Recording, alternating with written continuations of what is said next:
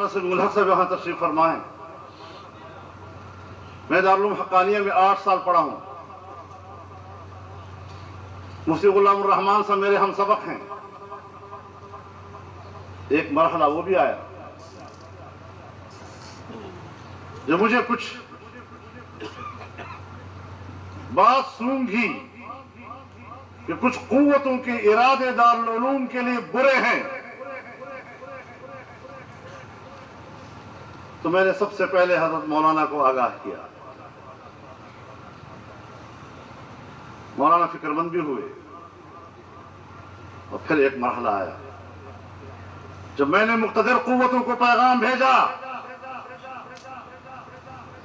کہ اگر دارالعلوم حقانیہ کے لیے آپ نے ٹیڑھی آنکھ سے دیکھا یا اس کے خلاف کوئی اقدام کرنے کی کوشش کی، فضل الرحمان سمیع الحق کا سپاہی بن کر دارالعلوم حقانیہ کا دفاع کرے گا.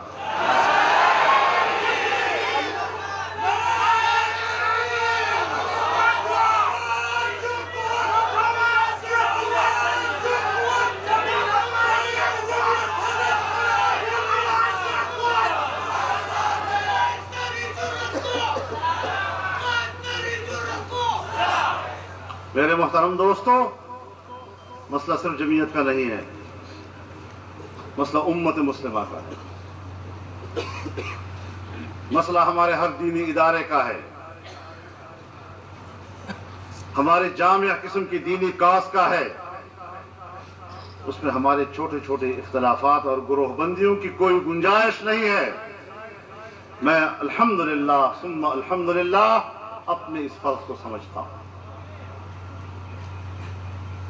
اور اس حوالے سے اپنے تمام اداروں کے ساتھ رابطے میں بھی ہوں. انشاءاللہ العزیز یہ ہمارا میدان ہے. اس میدان کو ہم نے خالی نہیں چھوڑنا،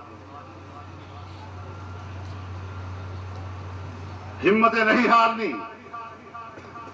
کام ہو رہا ہے اور میں آپ کو اطمینان دلاتا ہوں مدرسہ اسی طرح رہے گا، اسی طرح رہے گا. کسی کا باپ بھی مدرسہ کا بال بیکا نہیں کر سکے گا انشاءاللہ العزیز.